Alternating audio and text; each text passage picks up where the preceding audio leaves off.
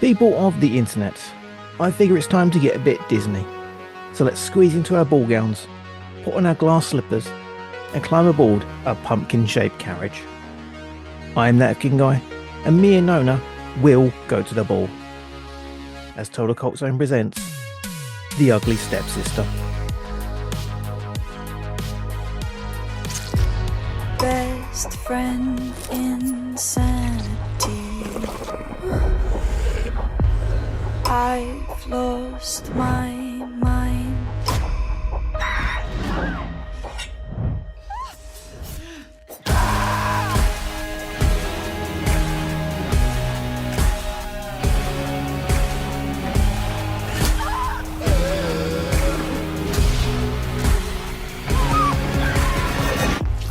I'm going crazy.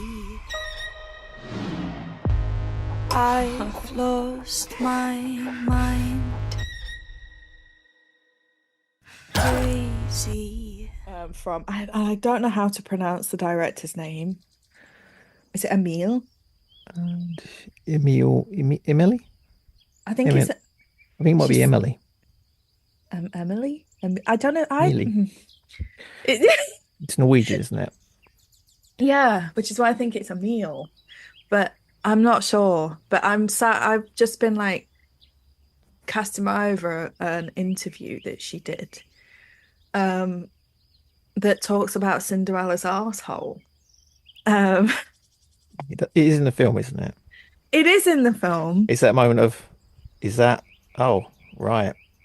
Well, the thing about this isn't it hadn't even dawned on me was there's been discussions about whether or not Cinderella is still a virgin because technically we don't know where she's taken it. And I'm just like, I don't need to think about that whilst I'm eating my toast at 10:30 a.m. in the morning. So anyway, you're not eating cake today, you're having toast. Yeah, I've got really next to my jam on toast.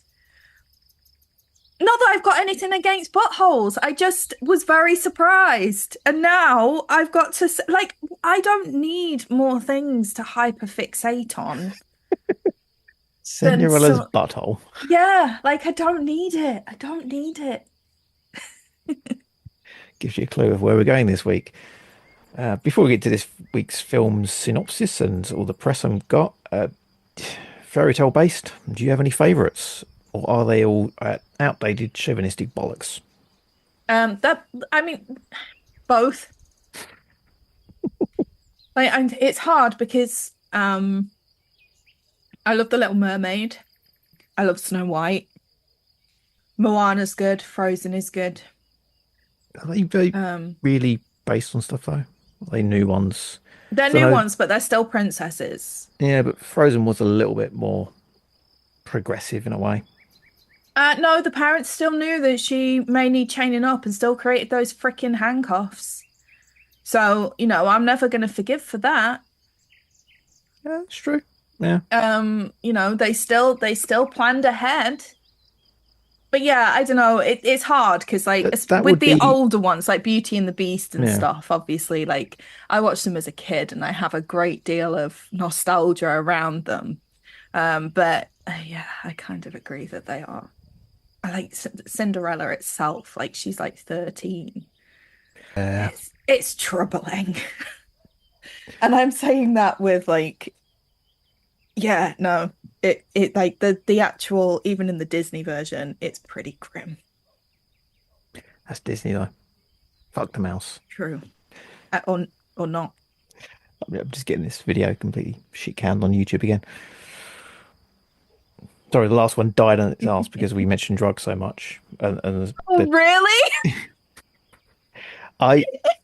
It was up a day. It got one view, and I was like, "What's wrong with it?" And I went into it, looked at all the details, what I put down, and then realised in the bit where you write the blurb, I've written about taking drugs and scoring drugs. Got ya. Yeah, I've mentioned drugs, and we've mentioned drugs in the show. Yeah, we've pretty much killed that online. on the YouTube. Well, I'm about to get it all fucking canned again when I talk about Cinderella's asshole. Oh, having so much fun with that. That's right. Anyway, classic fairy tales are known to be far more sinister than their more well-known animated interpretations. And Emilie's Blichfeld's The Ugly Stepsister certainly promises to swing the pendulum back towards the grisly. A homage to Charles Perrault's Cinderella, The Ugly Stepsister is a dark and gruesome adaptation of this classic story, where you find out exactly how much pain beauty is. Elvira has one all-consuming obsession: to win the affection of her kingdom's handsome prince and live happily ever after. Yet she lives in the shadow of her beautiful stepsister, Agnes, who seems fated for the happy ending she's always dreamed of. But in a kingdom where beauty is prized above all things, Elvira will get what she wants, no matter what. Wow, one take. That was good. Leave that in. Yeah. This film has been off to Sundance and will be streaming quite shortly on Shudder. I believe it may have a cinematic release. Where is it? UK cinemas on 25th of April, in US cinemas on the 18th of April. Although the Sundance thing is a bit wobbly because, festivals are a bit dubious, seeing as Heather Graham's film got headlined one. We won't go there. We don't want this shit canned again. This one, however, better call. Actually a good film. Not in terms of how good it looks, but the story had an actual point to it. It had so many though. I'm going to find this really hard because I actually cried at one point in the film, and it's a fucking horror movie, and I didn't cry because it was disgusting. I cried because it was actually really sad. And if you do look into the director's sort of repertoire, so to speak, the things that she's done previous, this is something that she has done before. Her movies do center around this quite a bit. But this film itself, as a standalone movie, you'd enjoy it, even if you didn't pick up on the message from it. The actual message that is in it is amazing, but sad. It did have that sad. thing of enjoying the surface level of it and going, instantly it's very much a case of Elvira is the quote ugly stepsister, and you go, but she's not ugly when you first see her. It's like, is this going to be a case of what's her face, that she's all that, where she got a bit of paint on her clothes, but take off her glasses, let down her hair, and she's beautiful again? Yeah, because that's all it takes. But that's the point of the film. She's not. It is and it isn't, I think. It's one of those where... Yeah, so there's a lot going on in it, but that's the initial one I took from it is very much... Yeah. It's not ugly, but then... even down to... there was a part where she was sat and you get a close-up of a stomach, a stomach roll. And it's one singular roll. Everyone gets them. Yeah. And that was deemed as fat, and I'm sat there I don't know if it's because I am just getting older and I am just tired at this point, and I'm a non-binary person. I grew up kind of in the shadow, I guess, of what womanhood looks like, and it's always felt very performative anyway. And I never really felt like I fit into it. But I look back now and I think, fuck, I used to think that I was fat, and I look at the photos of me at 16, 17, and there's not anything fucking on me. And yet I probably had the same little tummy roll and felt guilty because I did have an eating disorder growing up. And I felt guilty if I ate stuff. So, yeah, this is why I cried. It was that moment then when she was sat eating, and I just sobbed. I was like, oh my God, I'm going to need therapy after this. This film's opened up a can of worms. But it was just, yeah, it was really it was really it was difficult to watch those parts, and those parts for me felt like the actual true horror of the film in comparison to the actual imagery that was being created. Um, it was really, those were the bits that made me uncomfortable more than, Mm. I More won't. the horror parts of it. Yeah, the gory bits. If anything, they made me laugh at various points. Like, I had a those things resonate with me because I've essentially she has surgery done to her, and this is 18th century surgery, not as sophisticated as it is now. Um, but yeah, I've had my nose broken, and I've had like stitches in my eyebrow from an injury. So the eye thing with the needle, there's a scene with that. There's it was beautifully shot, but it was very disturbing. I was yeah, And tears in my eyes at that point. the thing I'll say about those particular scenes is, whilst I agree with you in terms of modern surgery is a bit more sophisticated, it is still very much the same technique. Mm, We just have better ways of controlling the pain now. yeah, Um, and so like the whole nose thing, like that is still very much a way that they do it. You're just asleep now. yeah. Like, It's the one, two, three, donk, and the yeah. sound, and yeah, tears come in my eyes Ugh, yeah. because I felt that, Yeah, I bet. I bet. and the way it was shot was beautiful as well. It was because it was so blasé in its own way. Like it was so like this is just a normal Sunday. Like they just we're just gonna go and like break your nose today. And obviously, Have she a, has, it's in the poster, so it's not much of a spoiler on that. But she does no, have like the no. nose brace on for a bit, and that Yeah, obviously helps make her ugly, and everyone views her as that, and a bit stands out. yeah. So yeah, it helps that she's got like those things on her during the film to make her. I'm guessing they do have some sort of effect on because the nose is a tiny bump. It's a tiny bump. Yeah. And that's where it dawned on me that this is she's not supposed to be ugly as what you get from the Disney films. So the ugly stepsisters are kind of just portrayed that way. They're made not sort of generically Yeah. pretty. This Yeah. is they're reworking of the Cinderella story, obviously. And it's not so lazy as just to take it from this different perspective. It expands upon it and the idea that all the family had issues. Her mum was brilliant. Like she was awful. Like she was a horrific human being, but she was amazing at the same time. She was just absurd, and that's what made her funny. Yeah. But even her, you get to her final scene and you understand why she's doing it. Oh yeah, but at the same time, her children are her currency. Mm, So that's half the reason why she's doing it. Like the things that really stick out, like obviously I don't know how much of this is gonna end up being spoilers. Um, but there is a moment when you realize that the looks part is not nearly as important as Alvara's made it out to be. mm, And I can relate to this part because I've been told I'm hot more times than I'm been told I'm beautiful.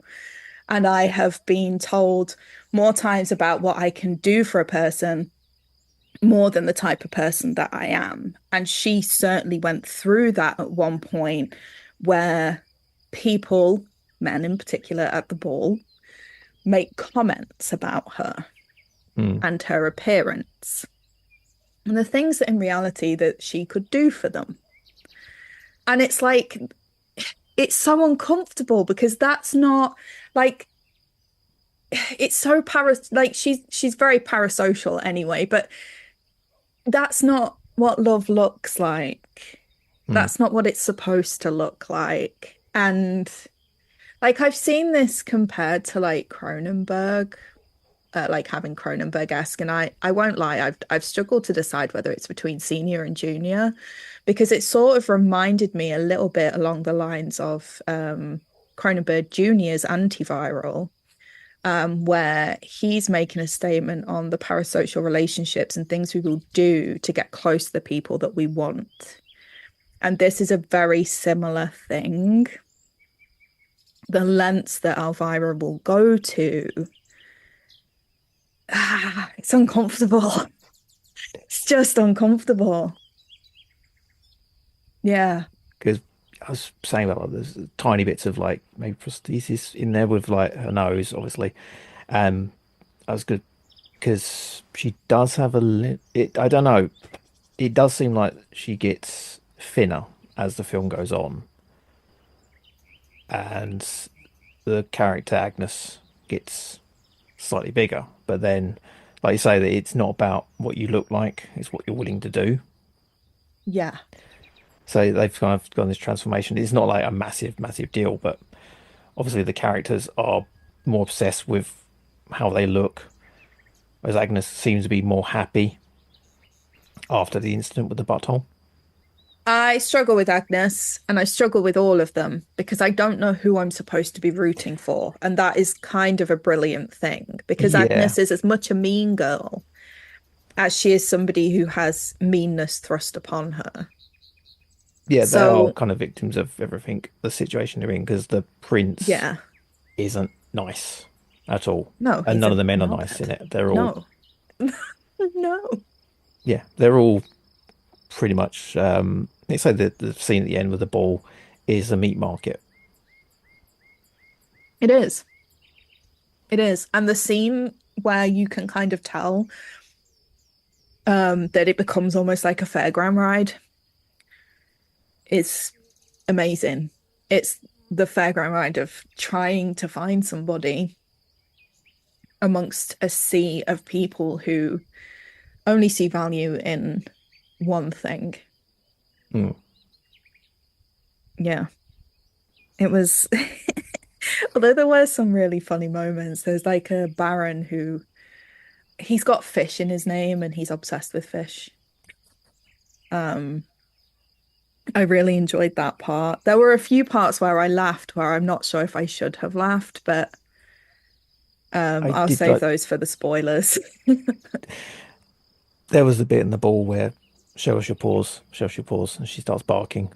Oh, the barking part. Like, I won't lie, I did fucking piss myself as she's walking around barking. But I laugh just because it is the thing that has been beautifully created in this movie is how absurd everything is. And you think like that seems really far-fetched, but no, there are genuinely people who would go to this length. Like I exist very, very heavily online, I would say, in some regards, just because a lot of my friends, including yourself, I have met through online social media or like discords and stuff like that. And yeah, I know of people who've sat and barked in voice calls and stuff, and I'm there like, I think that's why it was so funny to me because I'm just sat there like, yeah, no, this is something that genuinely still happens. Like there are people who would still do this to placate themselves, to make themselves look and be less threatening. And it's like it's just so awkward. So awkward. So funny at the same time, I won't lie. They all played brilliantly. It's hard because I don't recognize a lot of the cast, which is fair. I I'm think not supposed to. Agnes is in The Last Kingdom, which I've heard of. Yeah, I would Um, say I've heard of that. it's Um, Thea Sofie Loch Næss, and I say that like Borat because that's apparently how it's said. oh, is it really? It's the A and the E together, which because I would have said Loch Ness, but then that sounds even weirder. Yeah, that I does sound think even she's been weirder. in a few things. Lea Myren is Elvira. Introduces her, so I don't think she's been in too much. And the mother is Ane Dahl Torp, who's from The Hmm. Wave, which is another show I think I've kind of heard of. But yeah, as it's a yeah, I should point out it's a Norwegian body horror. It's up there, so Norwegian, so it is subtitled. It is. Hopefully they get the subtitles sorted out when they do a full release because it was a little bit ahead when I was watching it. Yeah, there was some parts that were a little bit clunky, um, where like the subtitles were either behind or ahead. I think this is just a streaming version though, which is Yeah, maybe. surreal seeing your email address pop up because you can't pirate it. Yeah. That just made me laugh the whole time. It was very distracting. Like I'm just there, like, oh, hello.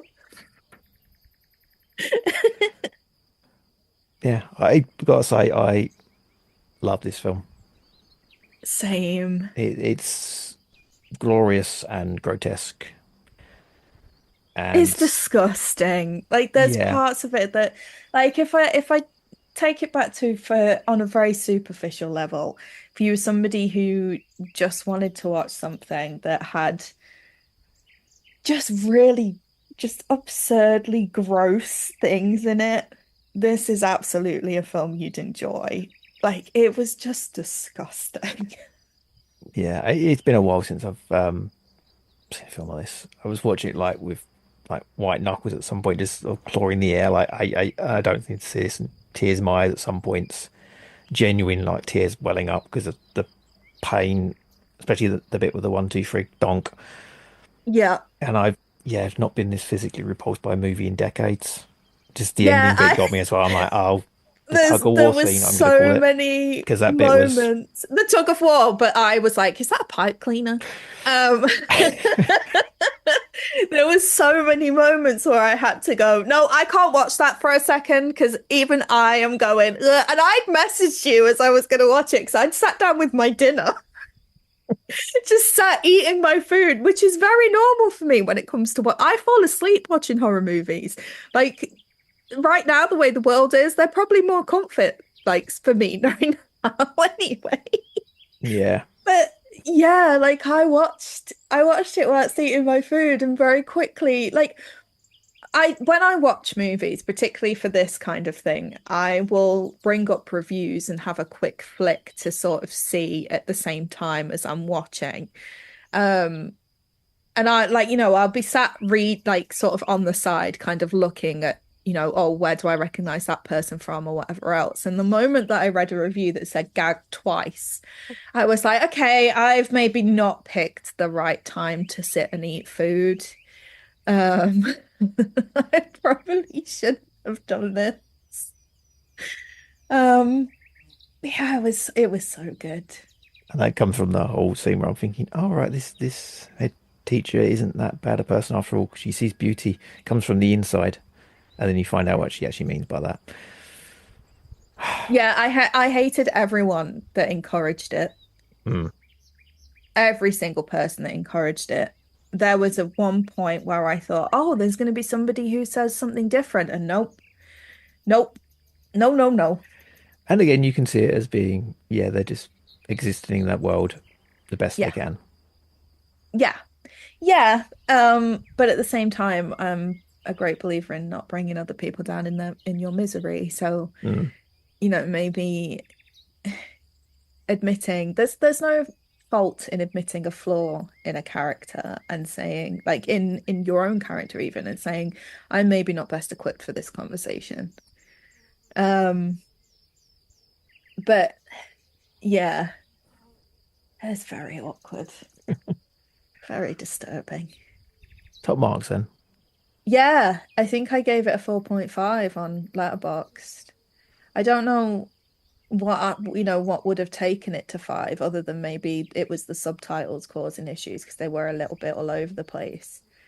Um, but it was absolutely like it was shot beautifully. There were elements of it where I could see some nostalgia. Um, because I think if you grow up with things like Disney and stuff like that, there was a particular scene with the king and he sat in the chair at the ball. And it's very similar to it's not the same, but the mannerisms and everything are very similar to what was actually in Cinderella, the Disney version. And it was the same with Elvira's dress, but it was such an absurd juxtaposition because it was the blue dress with the pink bows.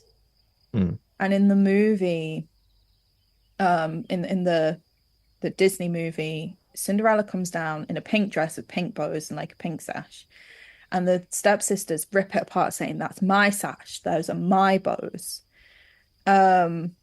And so like seeing like a juxtaposition of her now in what would have been like the classic Cinderella dress, and the bows, like it was such a bold choice, like in that respect, but it also set her apart from everything that was in the shots, because the shots were very like neutral colored, and then you have Elvira, who is really trying to peacock into the world with the bright clothing, but the bright clothing that doesn't fit.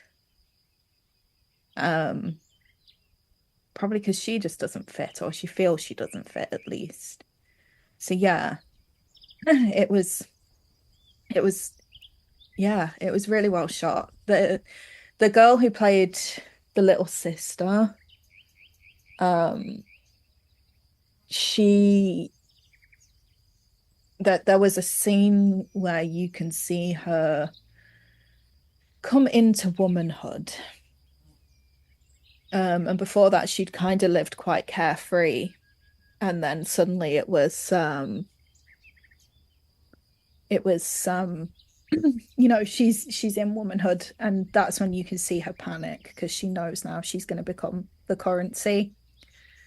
And I don't think she tells anybody. I think she keeps it a secret. Yeah, great character, because she kind of sees it all from the outside, gets it, and rejects it. Yeah. She not just rejects it, but she is so directly opposed to it, because I think she's seeing what it's doing to the people around her. The story kicks in really quickly as well in the film, which I really liked. There was no dragging out of anything. It went from like 0 to, oh, okay, really quickly. And I will tell you, the really truly absurd part for me was actually what happened with Agnes's dad.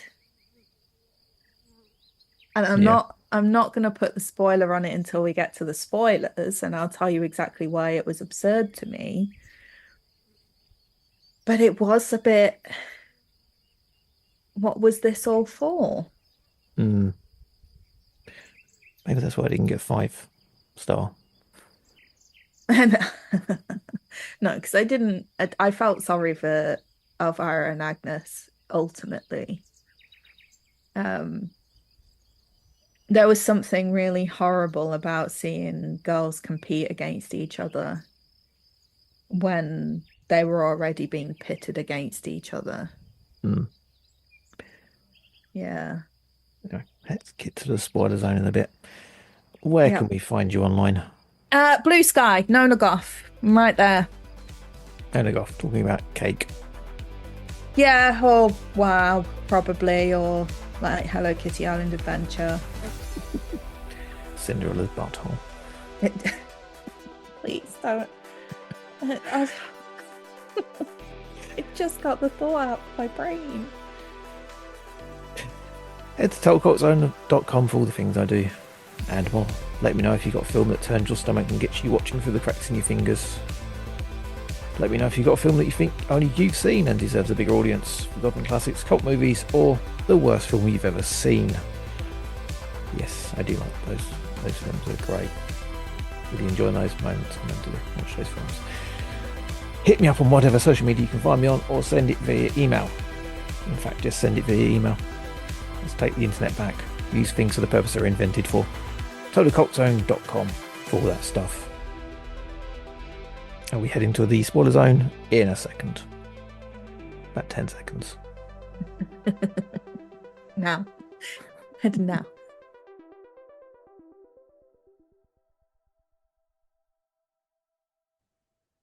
Hello. Hello. I did nearly just sit here freestyling just so you had something fun to listen to when you went through the edit, but then I thought, no, I'm not going to do that. Just come back to just me talking away to myself. Giant wanger. It'd have been great. We're about to enter the spoiler zone. If you don't want the film ruined, don't listen past this point. Usually I don't mind spoilers, but I kind of think this film's great going in dry because, yeah, I didn't expect half of this stuff. Yeah, no, me neither. Me neither. It got compared to the substance, and I don't really see it that way because the substance, I think, kind of comical in certain parts with the body horror. See, I haven't seen The Substance yet, It, so I can't comment on that. you know, when you watch a film and you can see it being a film, yeah, Yeah. you don't really react to it. You know, it's not real. This stuff, I think, because I say I have experience like a broken nose and a needle going into my eyelid to a certain extent. Yeah, I felt it all. I don't know if the Yeah. special effects were good because I got eyes watering, I couldn't see it. but the way they were shot was great as well. Yeah, they were really well shot. Like they were almost I want to say farcical as well. Like as you know how I said like it felt like very much like a Sunday afternoon. Even there's a scene where the 1, 2, 3 dud comes up again at the end with the cutting off of the toes. Yeah, I laughed my head off when she missed and then just straightened it up, went again. And I was just like, that's someone's foot. And you're just there treating it like it's a ham. Like, this is fine. Whack, done. Job's done. She will fit. Like, it's never gonna fit. Her toes are like off. And her foot, he's bleeding. Like, my God. It was so ridiculous and so funny. the ending at least had the apprehension of like 1, 2, 3 when they essentially chisel her nose with a tiny hammer and a tiny Yeah. chisel, and it is like 1, 2, 3, donk. No pause. It's just that, and she just screams, and that's when the eyes watered up, and I'm like, Jesus. Yeah. Yeah. Yeah. It's not just someone being like, right, we're gonna get these toes off. Bam. Yeah, yeah, that part was a doozy. Um, And then I'm gonna go with the tug of war scene, yeah. the beauty from the inside, which tapeworms. Yeah. It was the first time really that she'd done something that she still had a choice in the matter of doing. Hmm. Um, but you know that it was a choice born out of other people's decision making for her, really. If she didn't do it, she wouldn't have got where she wanted to be. She Hmm. was it seems like free will, but it's not. It was more felt more like an ultimatum. And when that scene happens, I won't lie. So I've got a vomit phobia, so I had to watch a lot of that part in mute because the sound, it's the sound for me. I just can't deal with it, but I could watch it. And there's a part where you can see it snagged, but you don't know what on.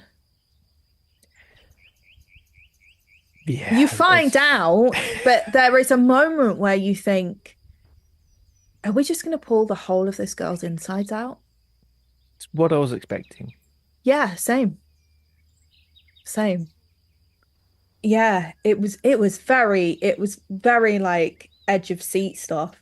There was a moment when she threw up a bunch of eggs and I I said out loud, "Oh, she's a mummy." Because it's just like there's just more of them now. And I do think that was the moment that she actually you see a change anyway in her and she starts to wake up to what is happening. Like that egg has come out of somebody else that she swallowed. And the moment of realization of like there's now 10 in front of her, it's like, fuck. Like this is a lot. The thing with the dad as well that I mentioned and I didn't go back to. Obviously in the classic Cinderella movie, Cinderella's dad dies. And Agnes, who is Cinderella in this, her dad dies as expected, and he's locked away in a room and he just decomposes in there and he's left there. And initially, like, Agnes is like, I'm going to marry the prince because we need the money to bury my dad. But then she marries the prince and her dad is still in the room. So what was the actual reason? Did it change? Because, I mean, don't get me wrong, Agnes eventually ended up with other reasons why her marrying a prince absolutely was something she needed to do, because it was the classic Cinderella story. But she still didn't go back for her dad. Maybe because we know the prince is a dick and she doesn't know he's a dick just yet. Because we know it, Elvira knows it, because she meets him at some point in the film. And she doesn't know it. It's kind of that escape where Agnes hasn't been smartened up to the business, so to speak. Yeah. Where it's this looks. I don't know. It's the only just way out still... of it for her, because she's given it by the fairy godfather or fairy godmother. Yeah, it was her. Yeah, it was her mum. Agnes's mum, wasn't it? Yeah, it was the fairy godmother gave it to her, and her mum is obviously still in on the fact that you need to be good looking and get married to make something of yourself. So she's been sold a lie as well, even by the fairy godmother. And when she gets into the relationship, it's like, well, can we bury my dad? No. Well, it's even down to Cinderella's dress. Like, it was still torn to pieces and she had a veil on. And it still was like such a mark on, it really doesn't matter what you look like. I mean, it helps that Agnes was... she is beautiful in the, and I don't mean this as a slight, but in the very generic sense of blonde, blue-eyed, slim women do. There are going to be women who look just like Agnes. So yeah, I don't want anyone to see that as a slight. But of course she was always going to win. She was seen as the height of perfection because she was naturally very pretty. Yeah, that's why I found it awkward to say, because she's, quote, the ugly stepsister. And she's not ugly, but then she's not. She's just not generically attractive. And I put generically in commas because in reality, like, beauty standards change just the same as fashion. Like right now, we might have bootcut jeans being in fashion because Kendrick Lamar wore them at the halftime show. But give it a few months and everyone will be wearing chaps again because Christina Aguilera might decide to whack them on, relive her dirty years. Like, fashion changes all the time. And so does body image. Like, you are set up to fail every single time because of the fact that in reality, like, I remember, like, in sort of like the 90s, early 2000s, like, there'd been an article in the magazine about Jessica Simpson being too fat, and she was like a size 10 to 12. And I'm like sat there thinking, like, at that age that I was, like, that was massively impressionable for me because I was the same sort of size. And it is just like that. It is just that thing of like, what is actually a beauty standard? Like, waking up to yourself, being yourself every single day is actually probably the most beautiful thing that you can be. And in reality, if like we're placing value in physical appearances, then like what do we actually have left as human beings? Like, What is there left? Like, I yeah, it's such an awkward thing to talk about because I don't I think there is beauty in every single person on the planet in one way or another. Um, unless you're a massive asshole or Elon Musk, which is all of them. The reality is that like anybody and any person can be beautiful. I just yeah, it's so superficial and it's such a difficult thing to talk about. And especially I always feel really awkward when I talk about the way that other women look as well, because to me, like I'm like the biggest champion of women. I saw a TikTok yesterday of a girl who she'd been told she looked unclean, and she's somebody who basically it was to do with fat phobia, like because she was a bigger girl. She was incredibly young, and she's doing what we all did in sort of our early 20s, where we messed around with fashion and stuff like that. She's an old girl, and it made me sad because this is somebody who is just learning who she is. Her hair was cute, her makeup was on point. She just needed to like throw on some accessories and stomp herself down the street because, to be honest with you, like that's what she needed to do. Like wear it with confidence. Fuck what anyone says. But the fact that people had made comments because of how she looked, like it made me fucking so sad. And a lot of it is because we're growing up in such a social media age. I'm an alternative person. Like, I have watched people turn that into a fashion trend. I've watched people turn that into, well, like people that bullied me in school dressing now like me because that's what's in fashion. And it's so uncomfortable because I don't want to put those down. I don't want to have those awkward conversations. I don't want to pit those people against me because that's exactly what this movie is about. It's about pitting people. But at the same time, I'm sick and tired of it happening. I'm sick and tired of people doing it. Yeah, Nona's rant. There you go. And it happens. It happens in this movie so many times. Even the hairbrush. The fucking hairbrush. Like, that was the first moment that, and don't get me wrong, I do get it. Agnes is, her dad's just died. It was really fucking sad. But there was just no need. She was already jealous of these girls coming into her home. And I think that was the bit that I took away from that. There was like a sense of jealousy. And yeah, I don't know who I was supposed to pit for. I don't think I was supposed to pit for anyone. I think I was supposed to find them all gargantuan assholes. The little sister. Yeah, probably. Well, yeah, I'd say probably for sure, because she obviously removed herself and her sister.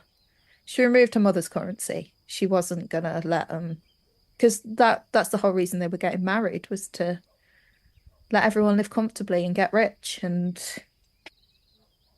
she didn't, she saw what it turned her sister into, which by the end, I will just say, was absolutely gargantuanly awful. Like, my God, like the special effects they did on that, incredible. They were so good. She looked horrific. She actually turned into the ugly sister you Yeah. thought she would be in the start. Yeah. She actually did. Longest spoiler zone ever. Yeah, sorry, that's because I did a massive rant like right in the middle. But I think it's this bit. That's 20 minutes. It was a massive rant in the middle, okay? Like it's really hard because this film is so many things. I really enjoyed it. I hope they make a physical release because I'd really like to add it. I don't know if they will, but I kind of hope they do.